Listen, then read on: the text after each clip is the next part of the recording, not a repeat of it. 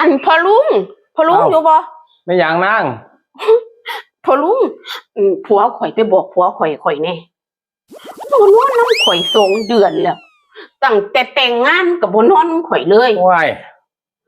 เจพอลุงเว้าจังไดล่ะเจเฮ็ดจังไดก็ยังว่าข่อยมันเจ้าไปบอกมันให้ข่อยแน่มันเป็นจังได๋คือบ่นอนน้ำข่อยน้ำมันขึ้นของบ่นงเสียผ้าได้เลยมันเอาผ้าห่มโปกคิงมันไว้เบิดเลยแม่ว้าสูคือยังแต่งงานกันใหม่ๆอยู่แต่งงานกันใหม่ๆล่ะคนสิไปบอกพ่อบอกแม่มันดีบ่ฮะโอ้ยข่อยไปบอกพ่อบอกแม่มันบ่คันที่เฮ็ดจังซี่ข่อยเอาว่าข่อย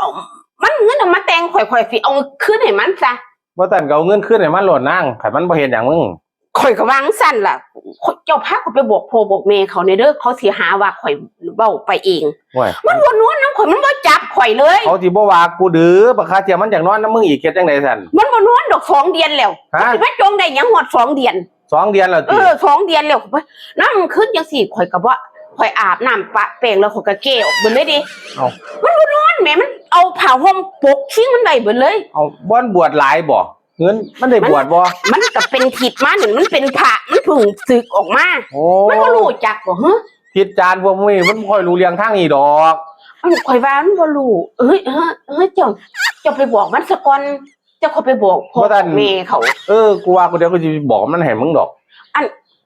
เจ้าบอกมันเนี่ยได้วิธีโอ้ย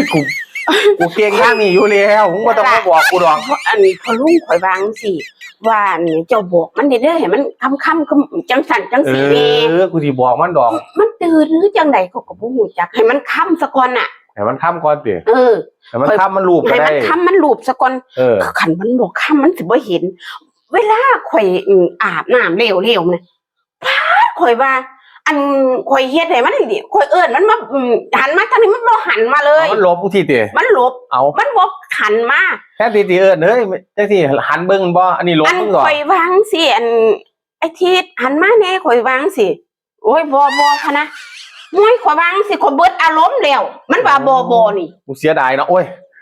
อันบ่แม่นจังซั่นดิข่อยว่าข่อยก็นับถือเจ้าเป็นพ่อลุงกูเข้าใจอยู่กูไม่เสียดายแต่ดอกมันต้องบ่มันก็ชัวร์แท้คือเป็นจังซั่นบ่ใช่จังซี่ก็มีอยู่ติข่อยว่า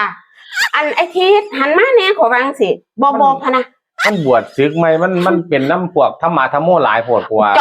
จ้าไปบอกมันเลยว่าให้มันค้ำซะก่อนให้มันค้ำข่อยซะก่อนมันสิเอายางกูเว้าบ่ล่ะโอ้ยเจ้าไปบอกมันคันบ่ได้บัดนี้ข่อยไปบอกไปถึงพ่อถึงแม่มันเลยคันบ่เฮ็ดมึงให้กูพาไปบ่เนี่ยให้ข่อยไปเองเลยบัดนี้ข่อยไว้เจ้าพาไปนี่เจ้าไปบอกมันก่อน